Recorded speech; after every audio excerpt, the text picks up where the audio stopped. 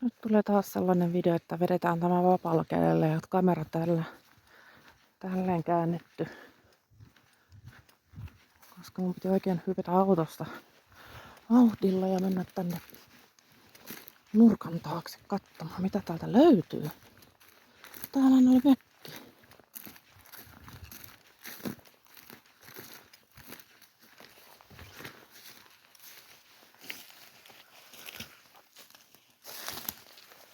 Siellä joku on juonutkin jotakin. Oh my god. Katto romahtanut.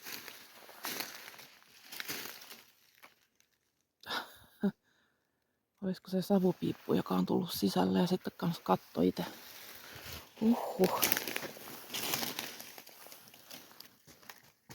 Täällä on nauloja.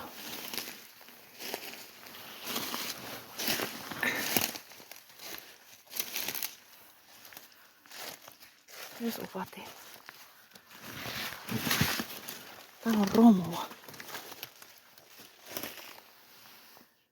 Tuollakin on talo, mutta se näyttää ihan autiolta. Mä en mene sinne. Minne joka paikkaan voi mennä. Mitäs jos joku vanha mummo tai pappa asuu siellä? Oh, come on.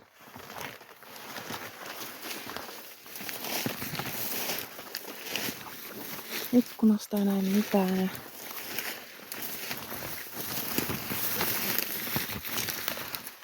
Nurkan takana ei oo mitään.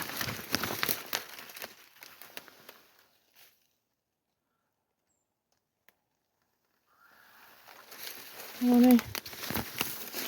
Niin tyypillistä toi just, että lukko on oves ja koko katto on romahtanut. Sitten kun koko talo on romahtanut, niin ovi ja lukko on vielä jäljellä. Seisoo kyllä isusti kiinni. Saakelin puskat. Mä rupean ottamaan trimmarin mukaan ja leikkaamaan kaikki puskat pois. Että mä pääsen helpommin tässä. Oh, joukki.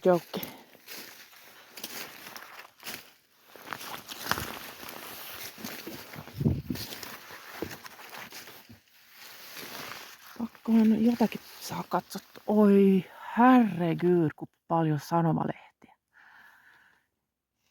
Ja vanha fillarikin siellä on. Olisi kiinnostavaa nähdä noita vuosilukuja. Jos katsoo näin, niin luulisi, että siinä ainakin olisi ollut 2 huonetta. Yritän ottaa vähän kuvia tästä kanssa. No niin, se oli siinä se. Nyt sitten takaisin autolle.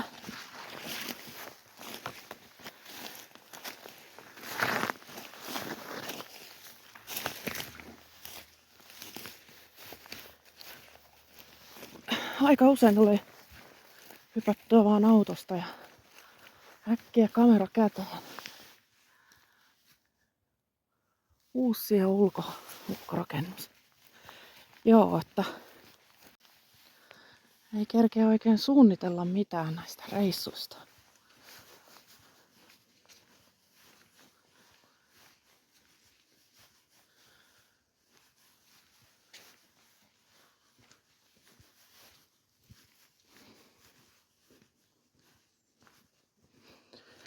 Ei ennen tarvittu isoa mökkiä. Hyvin pärjättiin tuolla tavoin kanssa. Sinne sekin merentyy nyt sitten. Yes. Eteenpäin.